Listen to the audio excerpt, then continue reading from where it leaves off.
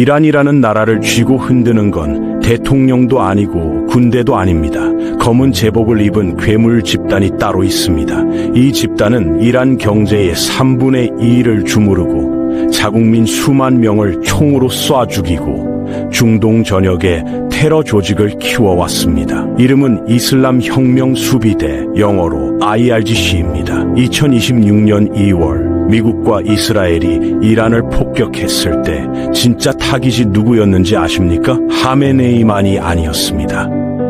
바로 이 혁명 수비대의 심장을 도려내는 게 목표였습니다. 테헤란 한복판에 IRGC 본부가 잿더미로 변했고 사령관들이 줄줄이 폭사했습니다. 그런데 이 괴물은 쓰러지지 않았습니다. 오히려 이란 전체를 틀어쥐고 3월 3일 드론 230대를 이스라엘에 동시 발사하며 반격하고 있습니다. 도대체 혁명 수비대가 뭐길래 어떻게 이토록 질긴 생명력을 가졌는지 그 소름 돋는 실체를 낱낱이 파헤쳐 보겠습니다.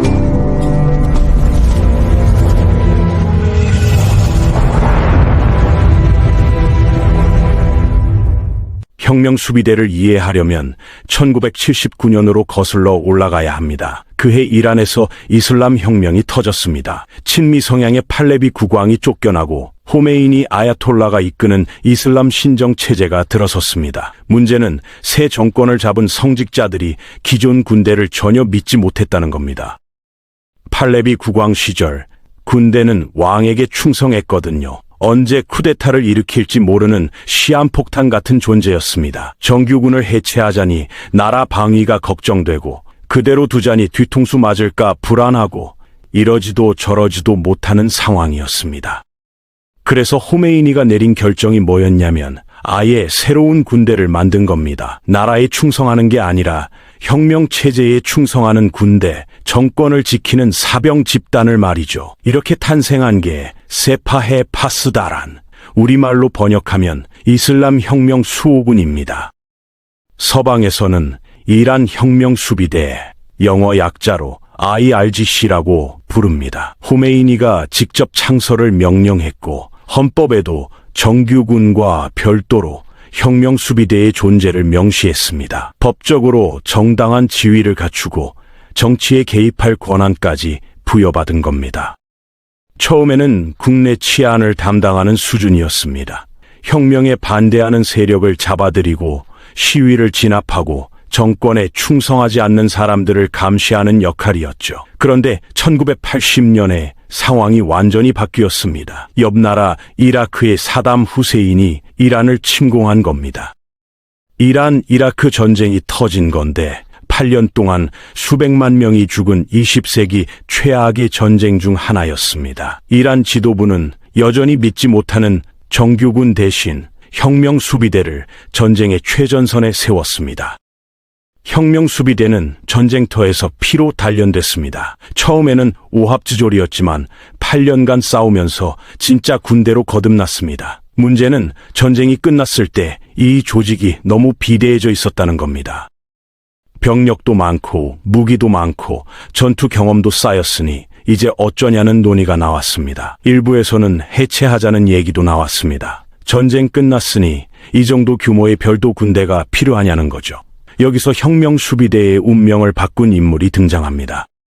1989년 호메이니가 죽고 최고 지도자 자리를 물려받은 알리 하메네이입니다. 하메네이는 혁명 수비대를 해체하기는커녕 오히려 황금 열쇠를 쥐어줬습니다. 군사작전뿐 아니라 경제활동까지 허용한 겁니다. 돈을 벌어도 된다고 허락한 순간 괴물이 자라기 시작했습니다. 혁명 수비대는 단순한 군대에서 경제 제국으로 변신했습니다. 건설, 석유, 통신, 자동차, 부동산 할 것 없이 손 안 대는 분야가 없었습니다.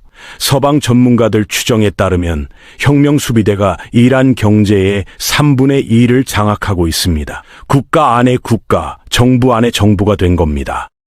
혁명 수비대가 얼마나 거대한 조직인지 구체적인 숫자로 살펴보겠습니다. 일단 정규 병력만 약 19만 명입니다. 이것만 해도 웬만한 나라 군대보다 큰데 이게 끝이 아닙니다. 바시즈라는 예비 민병대가 따로 있습니다. 이 숫자가 최소 30만 명에서 많게는 60만 명까지 추산됩니다. 평소에는 일반 시민으로 살다가 정부가 부르면 언제든 총 들고 나오는 예비 전력이죠. 참고로 이란 정규군 전체 병력이 약 61만 명인데 혁명수비대와 바시즈를 합치면 거의 맞먹는 규모입니다. 그런데 실질적인 힘은 혁명수비대가 정규군보다 훨씬 강합니다. 왜 그런지 조직 구조를 보면 알 수 있습니다. 혁명수비대는 이란의 31개 주에 각각 사단을 배치하고 있고 수도 테헤란에는 중앙사단이 별도로 있습니다. 전국 방방곡곡에 뿌리를 내린 거죠. 거기다 육군, 해군, 공군까지 정규군과 똑같은 편제를 갖추고 있습니다. 사이버 부대도 있고 정보 조직도 있습니다. 이란에는 정부 산하 정보부가 따로 있는데 혁명수비대도 자체 정보 조직을 운영합니다. 총 16개의 정보기관이 있다고 알려져 있는데 일부러 중복되게 만들었습니다. 하나가 너무 커지면 쿠데타 일으킬 수 있으니까 여러 개로 쪼개서 서로 감시하게 만든 겁니다. 혁명수비대 안에서도 특히 주목해야 할 부대들이 있습니다. 하나씩 살펴보겠습니다. 먼저 바시즈입니다. 페르시아어로 동원이라는 뜻인데 평상시에는 민간인 신분으로 살다가 정부가 부르면 출동하는 예비 민병대입니다. 정규 인원만 9만 명이고 예비 인원이 30만 명 이상입니다. 이들이 하는 일이 뭐냐면 거리에서 시민들을 감시하고 이슬람 율법인 샤리아를 집행합니다. 히잡 제대로 안 쓴 여자 잡아가고 술 마시는 사람 단속하고 남녀가 어울리는 것도 감시합니다. 인터넷에 떠도는 이란 시위 진압 영상 보신 적 있을 겁니다. 오토바이 타고 몽둥이 들고 시위대를 쫓아다니며 패는 사람들. 그게 바로 바시즈입니다. 가끔 펠릿건이나 실탄을 쏘기도 합니다. 2022년 마흐사 아미니 사망 이후 터진 여성 생명 자유 시위 때도, 2019년 유가 인상 시위 때도, 2009년 녹색 혁명 때도 바시즈가 진압에 나섰습니다. 그리고 2025년 12월부터 올해 1월까지 터진 역대급 반정부 시위 때도 마찬가지였습니다. 하메네이가 어떤 수단을 써서라도 진압하라 명령을 내렸고 바시즈가 시위대에게 실탄을 썼습니다. 그 결과가 어땠냐면 인권단체 HRANA 집계로 7,015명 이상이 학살당했습니다. 이 중 6,508명이 시위에 참여한 일반 시민이었습니다. 이란 정부 공식 발표도 3,117명 사망을 인정했는데 트럼프 대통령은 국정연설에서 3만 2천 명이 죽임당했다고 언급했습니다. 1월 8일과 9일 이틀간이 가장 참혹했는데 추정치로는 3만 명에서 3만 6천 명까지 나옵니다. 로레스탄주 말라크샤히에 있는 바시즈 기지에서는 무장 시위대를 실탄으로 사살하는 장면이 찍혀서 영상이 유출되기도 했습니다.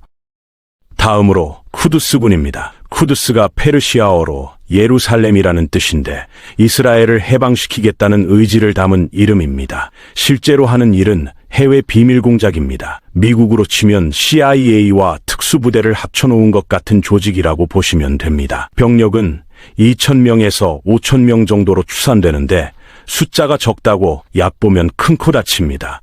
이들이 중동 전역에서 친이란 무장 세력을 키우고 무기를 대주고 훈련시키거든요. 레바논의 헤즈볼라, 팔레스타인의 하마스와 이슬람 지하드, 예멘의 후티 반군, 이라크와 시리파의 시아파 민병대가 전부 쿠두스군의 지원을 받습니다. 이란이 저항의 축이라고 부르는 네트워크인데 이 조직들이 중동 곳곳에서 미국과 이스라엘을 괴롭힙니다. 이란이 직접 나서지 않아도 대리전을 치를 수 있는 비결이 바로 쿠두스군입니다. 2023년 10월 하마스가 이스라엘을 기습 공격해서 1,200명을 학살했는데 무기와 돈과 훈련을 댄 게 이란 쿠두스군입니다. 항공우주군도 빠뜨릴 수 없습니다. 이란의 탄도미사일과 드론 프로그램을 책임지는 부대인데 이란이 미국과 이스라엘을 위협할 수 있는 가장 강력한 무기를 쥐고 있습니다. 이란 공군은 F-14 톰캣 같은 40년 된 골동품 전투기들이 주력이라 현대전에서는 상대가 안 됩니다. 미국이나 이스라엘 전투기랑 붙으면 10분도 못 버팁니다. 그런데 미사일은 다릅니다. 사거리 2000km가 넘는 세질2 미사일로 이스라엘 전역이 사정권에 들어오고, 호람샤르 미사일은 3000km까지 날아가서 중동의 모든 미군 기지를 타격할 수 있습니다. 이 미사일 프로그램을 정규군이 아니라 혁명수비대가 관장한다는 게 핵심입니다. 가장 날카로운 창을 혁명수비대가 쥐고 있는 겁니다. 드론도 마찬가지입니다. 이란이 개발한 샤헤드 드론은 값싸고 대량 생산이 쉬워서 수백 대씩 날릴 수 있는데, 이것도 혁명수비대 항공우주군 소관입니다. 2026년 전쟁에서 이스라엘과 미군 기지에 드론과 미사일을 퍼붓고 있는 게 바로 이 부대입니다. 해군도 정규 해군과 별도로 혁명수비대 해군이 있습니다. 주로 페르시아만과 호르무즈 해협에서 활동하는데, 대형 군함 대신 소형 고속정을 몰고 다니며 미국 함정을 괴롭히는 게 특기입니다. 호르무즈 해협이 왜 중요하냐면, 전 세계의 석유 물동량의 약 20%가 이 좁은 바닷길을 통과하거든요. 하루에 유조선 수십 척이 오가는 황금 백길입니다. 혁명수비대 해군이 이 해협을 막겠다고 위협하면 국제 유가가 출렁입니다. 실제로 2026년 전쟁에서 혁명수비대가 호르무즈 해협 봉쇄를 선언했고, 유조선 11척 이상이 파괴됐습니다. 주유소 기름값 오르는 거 체감하고 계실 텐데, 그 배후에 혁명수비대 해군이 있습니다. 이제 혁명수비대가 어떻게 돈을 버는지 얘기해 보겠습니다. 앞서 이란 경제의 3분의 2를 장악했다고 했는데, 이게 과장이 아닙니다. 혁명수비대 산하에 하탐 아란비아라는 건설회사가 있습니다. 이름만 회사지 사실상 거대 기업 집단인데, 이란 내 812개의 등록 기업을 소유하고 있습니다.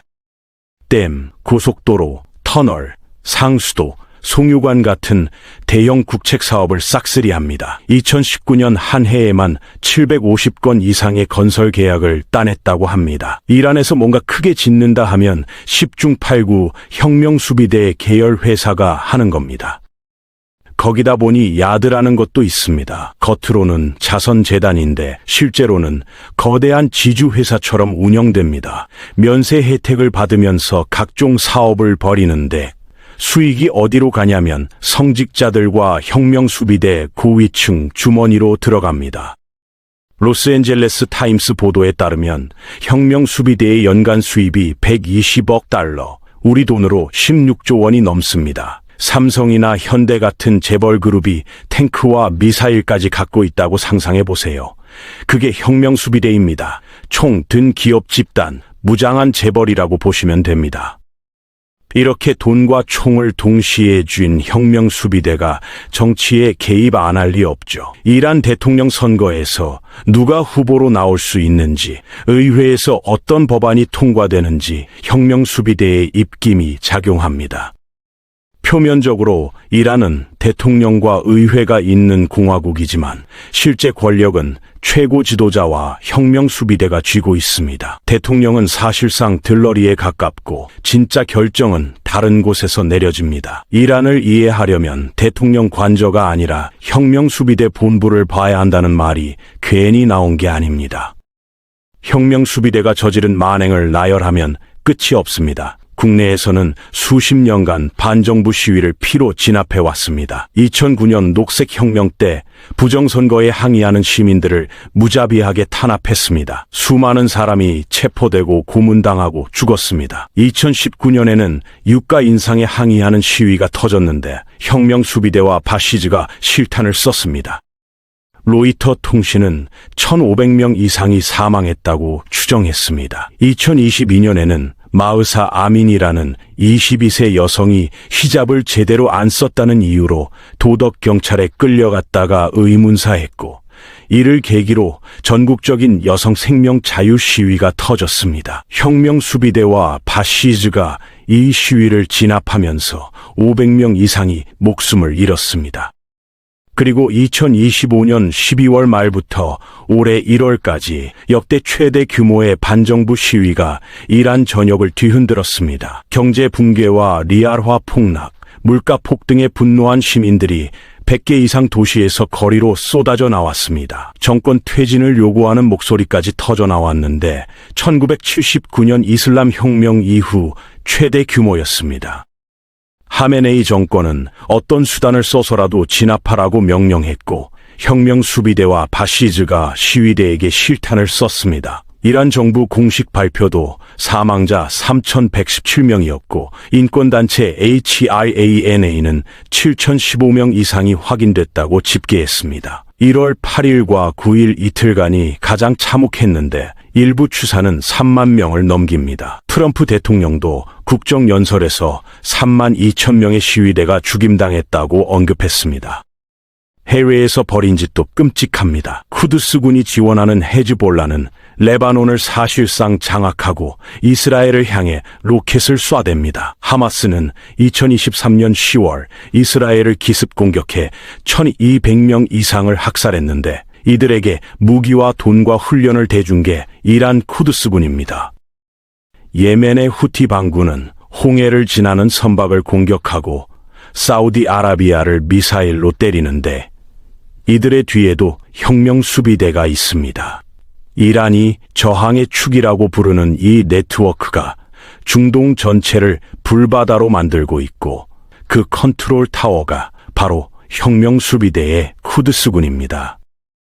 이런 행태 때문에 혁명 수비대는 여러 나라에서 테러 조직으로 지정됐습니다. 미국은 2019년에 외국 정부 기관으로는 역사상 최초로 혁명 수비대를 테러 조직으로 지정했고 정보 제공자에게 1,500만 달러의 현상금을 걸었습니다. 사우디아라비아와 바레인도 테러 조직으로 지정했고 캐나다 법원도 2023년에 같은 결정을 내렸습니다. 유럽연합은 오랫동안 망설이다가 2026년 1월 이란의 대규모 시위대 학살을 계기로 마침내 테러 조직 지정을 했고 새로운 제재를 발동했습니다. 이제 2026년 전쟁에서 혁명 수비대가 어떤 역할을 하고 있는지 본격적으로 말씀드리겠습니다. 2월 28일 미국과 이스라엘이 이란을 대대적으로 폭격했을 때 주요 타깃 중 하나가 바로 혁명 수비대 시설이었습니다. 작전명은 미국이 에픽 퓨리, 이스라엘이 로어링 라이올이었습니다. 미국의 B-2 스텔스 폭격기와 이스라엘 전투기 200대 이상이 이란 전역을 두들겼습니다. 테헤란 한복판의 혁명 수비대 말렉 아시타르 빌딩이 완전히 날아갔고 타르 알라 본부도 잿더미가 됐습니다. 혁명 수비대 사령관 모하마드 팍푸르가 첫날 공습에서 사망했고 정보국장 살라 아사디, 하메네이의 군사사무실장 모하마드 시라지 등 핵심 인물들도 줄줄이 폭사했습니다. 3월 3일에는 미 중부사령부가 IRGC 지휘센터와 미사일 사이트를 추가로 파괴했다고 발표했습니다. 케르만주에서 혁명수비대 병사 13명이 사망했고 부셰르에서는 혁명수비대 해군 소속 5명이 추가로 죽었습니다. 이스라엘은 하루에 1,600회가 넘게 출격하며 4,000발 이상의 탄약을 쏟아부었고 테헤란 상공 제공권을 완전히 장악했다고 발표했습니다. 혁명 수비대의 미사일 발사대 300개 이상이 파괴됐고 쿠드스군 시설과 바시즈 기지도 집중 타격을 받았습니다. 로레스탄주에서는 바시즈 지휘관 3명이 공습으로 사살됐습니다. 이스파한과 시라즈에서는 3월 4일까지도 폭발이 계속됐습니다. 그런데 혁명 수비대는 쓰러지지 않았습니다. 하메네이가 2월 28일 공습으로 사망하자 혁명 수비대가 이란의 실질적인 전쟁 지휘권을 장악했습니다. 3인 임시 지도위원회가 구성되긴 했지만 실제로 싸움을 지휘하는 건 혁명 수비대 수뇌부입니다. CIA도 혁명 수비대 강경파가 하메네이를 대체할 것으로 분석했는데 이건 군부가 정치를 완전히 틀어준다는 뜻입니다. 3월 1일 혁명 수비대는 탄도미사일 170발 이상과 드론 500대 이상을 중동 9개국을 향해 퍼부었습니다. 바레인, 쿠웨이트, 카타르, 아랍에미리트, 요르단, 사우디아라비아, 이라크, 오만, 영국령 키프로스가 전부 공격을 받았습니다. 3월 3일에는 드론 230대를 이스라엘에 동시 발사하는 대규모 공격을 감행했습니다. 이스라엘 방공망이 대부분 요격했지만 일부는 뚫렸습니다. 쿠웨이트에서는 미사일 잔해로 민간인 3명이 사망했고 미군은 지금까지 6명이 전사했습니다. 쿠웨이트 상공에서는 F-15 전투기 3대가 아군 5인 사격으로 추락하는 사고까지 터졌는데 다행히 조종사들은 탈출에 성공했습니다. 이스라엘 베이트 셰메시에서는 혁명수비대가 쏜 미사일이 회당 지하 대피소를 직격해서 9명이 목숨을 잃었고 11명이 아직 실종 상태입니다.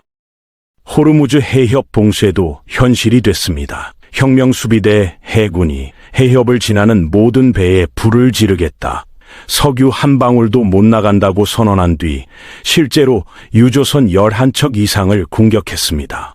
미국 국적 유조선 스테나 임퍼러티브호가 피격됐고 오만 해안에서도 유조선 2척이 당했습니다. 전 세계 석유의 20%가 지나는 길목이 막히니까 국제 유가가 폭등하고 있습니다. 트럼프 대통령이 이란 해군 함정 17척을 격침했고 전부 침몰시키겠다고 선언했지만 혁명수비대 해군은 여전히 어뢰와 기뢰로 반격을 계속하고 있습니다. 미군 함정을 노린 어뢰 공격도 있었던 것으로 알려졌습니다. 혁명수비대가 왜 이렇게 필사적으로 싸우냐면 이 전쟁에서 지면 자신들도 끝장이기 때문입니다. 트럼프 대통령이 대놓고 정권 교체를 목표로 선언했고 혁명수비대원들에게 무기를 내려놓으면 완전한 면책을 주겠다, 안 그러면 확실한 죽음이라고 경고했습니다. 미 중부사령부도 이란 정권의 보안기구를 해체하라는 지시를 받았다고 밝혔는데 보안기구의 핵심이 바로 혁명수비대입니다. 혁명수비대 입장에서는 항복하면 전쟁 범죄로 재판받을 게 뻔하고 싸우다 죽든지 끝까지 버텨서 협상 카드를 만들든지 양자택일인 겁니다. 목숨이 걸린 싸움이니까 물러설 수 없는 거죠. 내부 균열 조짐도 보입니다. 트럼프 대통령이 수천 명의 혁명수비대원이 항복 의사를 밝혔다고 주장했고 CIA도 내부 동요가 심각하다고 분석했습니다. 사령관들이 연일 폭사하고 지휘체계가 흔들리니까 동요가 없을 리 없습니다. 그래서 혁명수비대는 내부 단속을 더 강화하고 있습니다. 체크포인트를 늘리고 집단 구금을 강화하면서 이탈자를 막으려 하고 있습니다. 쿠데타 가능성까지 거론되는 살벌한 상황입니다. 다만 아직 조직적인 대규모 이탈은 확인되지 않았고 상급 사령관들이 죽어도 하급 지휘관들이 자리를 메우며 전쟁을 계속하고 있습니다. 혁명수비대가 지원하는 해외 무장 세력들도 타격을 입고 있습니다. 이스라엘은 레바논의 헤즈볼라 지휘부를 집중 공격하고 있는데 베이루트 공습으로 헤즈볼라 정보실장이 사살됐습니다. 레바논에서 52명이 사망했다는 보도도 나왔습니다. 헤즈볼라가 로켓과 드론으로 반격했지만 이스라엘 방공망의 대부분 막혔고 오히려 추가 공습 예고를 받았습니다. 이스라엘 방위군은 지상군 투입은 당장 없지만 헤즈볼라 시설에 대한 공격은 계속될 것이라고 밝혔습니다. 쿠드스군이 수십 년간 구축한 저항의 축 네트워크 전체가 위기에 처한 겁니다. 이란 국민 반응도 흥미롭습니다. 정부는 하메네이 40일 추도 기간을 선포하고 국민들에게 애도를 강요했지만 여러 도시에서 정반대 장면이 펼쳐졌습니다. 인터넷을 차단했는데도 카라지, 카즈빈, 시라즈, 케르만샤, 이스파한, 사난다지 등에서 하메네이 죽음을 축하하는 영상이 새어나왔습니다. 이란 남부에서는 군중이 이슬람 공화국 창건자 호메이니의 동상을 쓰러뜨리는 장면도 촬영됐습니다.